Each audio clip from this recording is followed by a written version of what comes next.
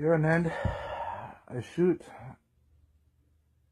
a cell phone made docu-series I'll be uploading to YouTube called Making the Band. I'll be filming my triumphs, my tragedies, and my difficulties that I face in trying to form a full lineup of the band Dead Man's Outcry. And I bring the audience up to speed as to the journey I've had to take. So, this is the front man for Dead Man's Outcry, and enjoy.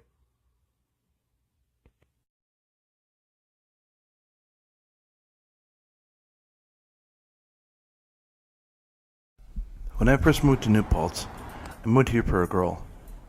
Unfortunately, that relationship never worked out, and that ended in a horrible disaster. However, I also moved here in ambitions of starting a band. When I first moved here, I crossed paths with a guy that I had known years ago in Kingston, New York. However, within a short period of time, I discovered that this guy was in over his head and got himself into a world of trouble. He'd been doing a lot of illegal activities, and by this time his drug use got so bad he was coughing up blood. I tried to be a real friend, but he lashed out with negativity and threats of violence, and then proceeded to sit there and put my name on blast on Facebook, to where everybody did not take me seriously.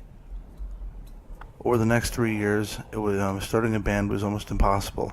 He had my name blacklisted, where every legit musician would not work with me whatsoever. I think one of the annoying parts is that he called me a narc. He was into, and like I said, he was into a lot of illegal shit.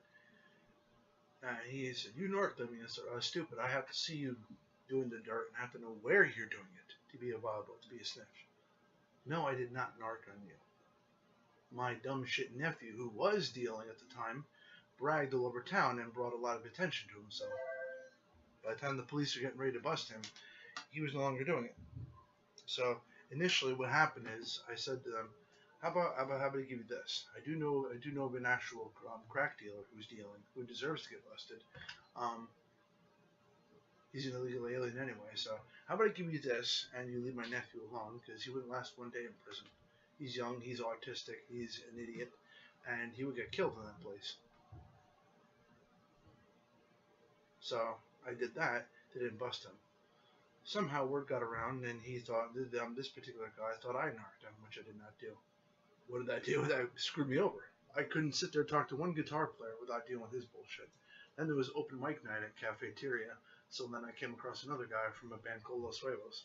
This guy would follow me around and badmouth me to everybody I tried to work with. Meanwhile, he would lie about his agent, prey on the college girls. It was insane.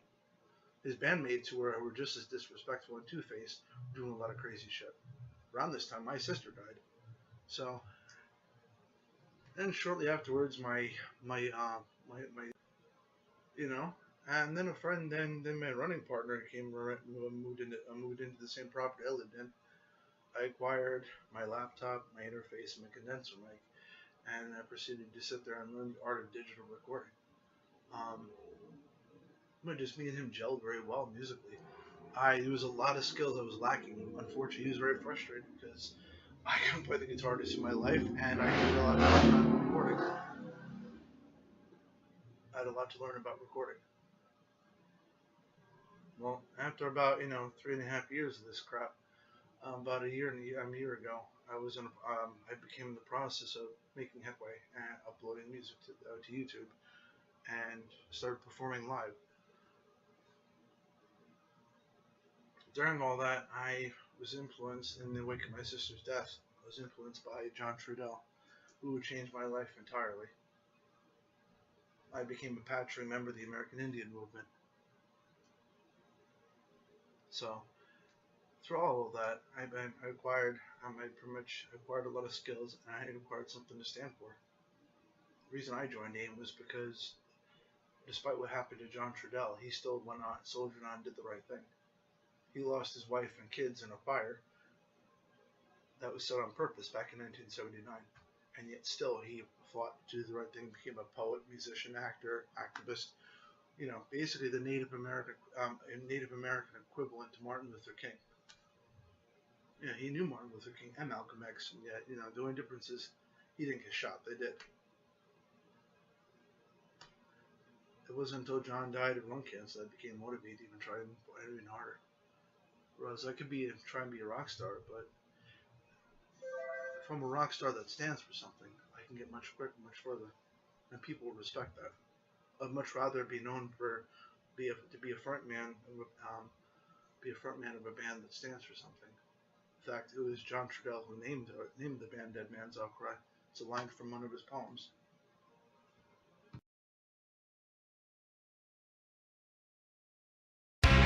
Took a ride every Friday night. We walked along and it felt so right, but it all was a lie. She used me every time. Now that I'm done saying no, man, don't fall for me, 'cause I don't want you now. Don't fall for me, 'cause I don't care about you in my life. Stay with me. I don't need to grab. Don't fall for me. Said it that. She said she wanted me back, but I told her that I'm happy with you going. Leave me alone, 'cause I'm done with this. Don't fall for me, 'cause I don't want you now. Don't fall for me, 'cause I'm okay without you in my life. Stay with me. I don't need to crap. Don't fall for me. Remember when you yelled at me, read my name through the dirt?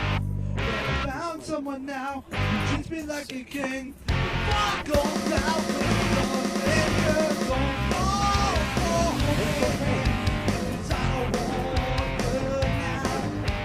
Don't fall for me, 'cause I'm okay without you in my life. Stay with me. I don't need to cry.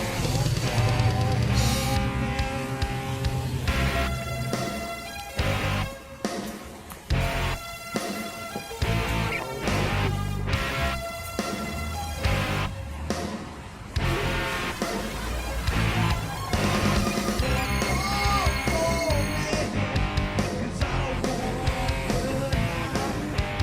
Don't fall for me, 'cause I'm okay without you in my life. Stay with me. I don't need to clap. Don't fall for me. I realized that this was going to be no easy undertaking. So I would get a hold of one person and it wouldn't work out, another person wouldn't work out.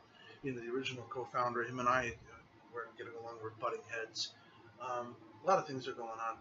But it wasn't until I started to perform live solely, but I asked Nick a few times if he would join me on stage. And we seemed to kind of gel well.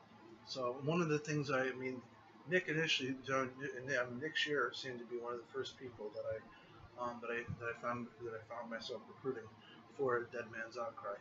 He would play lead on stage, but I kind of told he kind of realized, figured out early on that I need a rhythm and a lead, and that my guitar playing skills are kind of shoddy.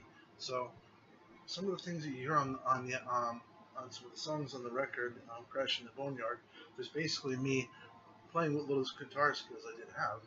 I had to rely on other guitar players who were much more talented than me.